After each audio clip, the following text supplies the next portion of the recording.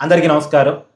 తగిన సంఖ్యాబలం చూపిస్తేనే, మ్యాజిక్ ఫిగర్‌కి తగ్గ సంఖ్యాబలం చూపిస్తేనే, నేను విజయ్‌తో తమిళనాడు ముఖ్యమంత్రిగా ప్రమాణ స్వీకారం చేపిస్తాను అని గవర్నర్ తేల్చి చెప్తున్నటువంటి సమయాన, అసలు విజయ్‌తో సీఎంగా ప్రమాణ స్వీకారం చేపిస్తారా? లేదా? అనేటువంటి ఒక డౌటు వస్తున్నటువంటి సమయాన, విజయ్ మీద జరుగుతున్న రాజకీయ కుట్రలకు నిరసనగా గవర్నర్ వ్యవహార శైలి, గవర్నర్ వెనకాల జరుగుతున్నటువంటి బ్యాక్ అండ్ పొలిటికల్ స్టెప్స్, అది బీజేపీ చేస్తుందా? లేదు తమిళనాడులో ఉన్నటువంటి డీఎంకే, అన్నా డీఎంకే పార్టీలు చేస్తున్నాయా? అసలు అన్నా డీఎంకే, డీఎంకే పార్టీలు పొత్తు పెట్టుకొని వాళ్ళే గవర్నమెంట్ ఫామ్ చేయబోతున్నారు అనేటువంటి కొన్ని వార్తలు కూడా బయట వస్తున్నటువంటి సమయాన, అసలు వీటన్నిటికీ వ్యతిరేకంగా, విజయ్కి వ్యతిరేకంగా జరుగుతున్న రాజకీయ కుట్రలకు వ్యతిరేకంగా ప్రజా ఉద్యమాన్ని నిర్మించాలని టీవీకే పార్టీ అనుకుంటుంది. అవసరమైతే ఆ పార్టీ తరపున గెలిచిన 107 మంది ఎమ్మెల్యేలు, 108 విజయ్ 2 చోట్ల గెలిచాడు కాబట్టి 107 మంది ఎమ్మెల్యేలు రాజీనామా చేయడానికి కూడా సిద్ధమని చెప్తున్నారు. ఆల్రెడీ ప్రజా ఉద్యమాన్ని కాంగ్రెస్ స్టార్ట్ చేసింది. ఇవాళ తమిళనాడు బంద్కి కాంగ్రెస్ పార్టీ పిలుపునిచ్చింది.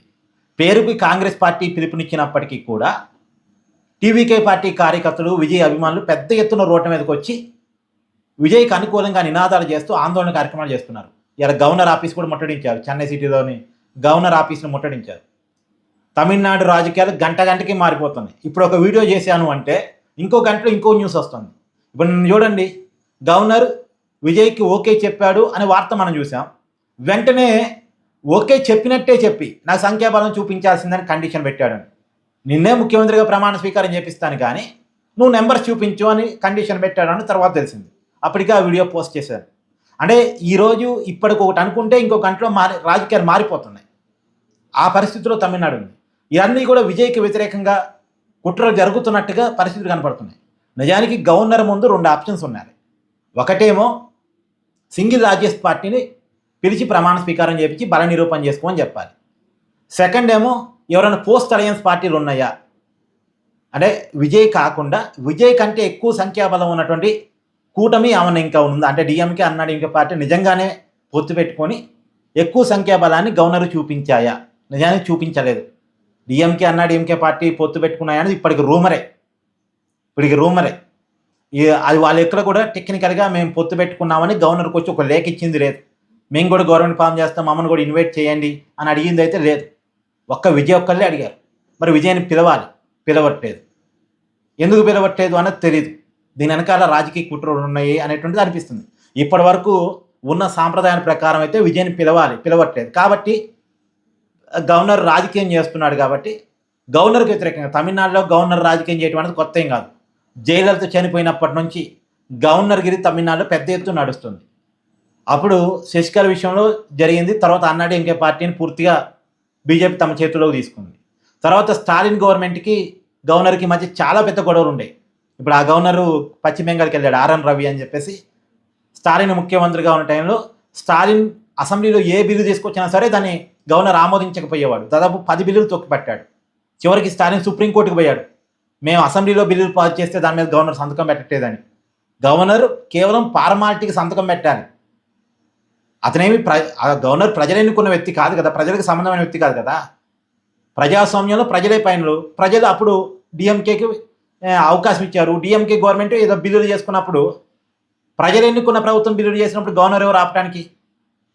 ఇప్పుడు కూడా విజయ్ విషయంలో ప్రజలు ఎన్నుకున్నటువంటి సింగిల్ లార్జెస్ట్ పార్టీని గవర్నర్ ఎవరు ఆపడానికి? గవర్నర్కి టెక్నికల్గా సంఖ్యాబలం లేదు అని చెప్పడానికి కూడా గవర్నర్కి అధికారం లేదు. సంఖ్యాబలం ఉందా లేదా అని చెక్ చేయాల్సింది ఎక్కడ? అసెంబ్లీ దగ్గర చెక్ చేయాలి. అసెంబ్లీలో బల నిరూపణ సమయంలో చెకింగ్ ఉంటుంది. ఎగ్జాంపుల్ అండి, 1996లో వాజ్పేయి గారు ప్రధాని అయ్యారు. అప్పుడు వాజ్పేయి గారి దగ్గర, అంటే బీజేపీ దగ్గర ఉన్నది కేవలం 162 లోక్సభ స్థానాలు మాత్రమే. కానీ మ్యాజిక్ ఫిగర్ 272. మ్యాజిక్ ఫిగర్ కంటే 100కు పైగా స్థానాలు తక్కువ ఉన్నాయి. తక్కువ ఉన్నప్పటికీ కూడా సింగిల్ లార్జెస్ట్ పార్టీ కాబట్టి బీజేపీతో గవర్నమెంట్ ఫామ్ చేయించారు ఆ రోజు శంకర్ దయాళ్ శర్మ రాష్ట్రపతి. కానీ తర్వాత బల నిరూపణలో వాజ్పేయి గారు బలాన్ని నిరూపించుకోలేకపోయారు, గవర్నమెంట్ డిజాల్వ్ అయింది. అంతెందుకు, రాష్ట్రాల్లో కూడా కర్ణాటక రాష్ట్రం ఎగ్జాంపుల్, మహారాష్ట్ర రాష్ట్రం ఎగ్జాంపుల్, సింగిల్ లార్జెస్ట్ పార్టీలని బీజేపీని పిలిచారు. 2015లో కర్ణాటకలో జరిగింది. యడ్యూరప్పతో ముఖ్యమంత్రిగా ప్రమాణ స్వీకారం చేయించారు. నిజానికి కర్ణాటకలో పోస్ట్ అలయన్స్ క్లైమ్ చేసుకున్నారు అక్కడ కాంగ్రెస్, జేడీఎస్, కుమారస్వామి పార్టీ.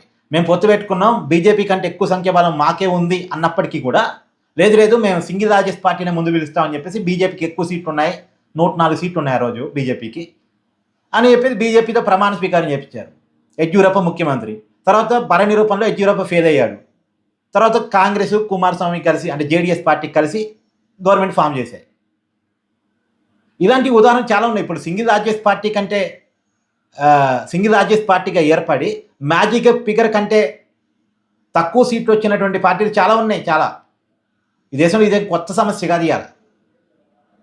ఇలా వచ్చినప్పుడు మ్యాజిక్ ఫిగర్ కంటే ఒక పార్టీకి తక్కువ సీట్లు వచ్చినప్పుడు ఏం చేయాలంటానికి కొన్ని సాంప్రదాయాలు ఉన్నాయి. ఉన్నప్పటికీ కూడా ఆ సాంప్రదాయాలన్నీ పక్కన పెట్టి గవర్నర్ వ్యవహరిస్తున్న తీరు మీద ఒక పెద్ద ప్రజా ఉద్యమాన్ని నిర్మించాలని విజయ్ అనుకుంటున్నాడు. అంటే బీజేపీకి ఉన్న భయం కూడా మేబీ అదేనేమో. విజయ్కి ఫాలోయింగ్ ఉంది. విజయ్ ఒక లాంగ్ రన్ లీడర్గా ఎమర్జ్ అయ్యే అవకాశం ఉంది. ఎందుకంటే ఒక నాయకుడు ఎస్టాబ్లిష్ అయిన తర్వాత ఆ నాయకుడిని పొలిటికల్గా కిల్ చేయడం అంటే చాలా కష్టం. ఆమ్ ఆద్మీ పార్టీని కిల్ చేయడానికి బీజేపీకి చాలా టైం పట్టింది. ఇప్పుడు విజయ్ ఎస్టాబ్లిష్ అయితే సౌత్ ఇండియాలో అసలే బీజేపీకి బలం అంతంత మాత్రం, ఒక కర్ణాటక రాష్ట్రంలోనే గట్టిగా ఉంది బలం.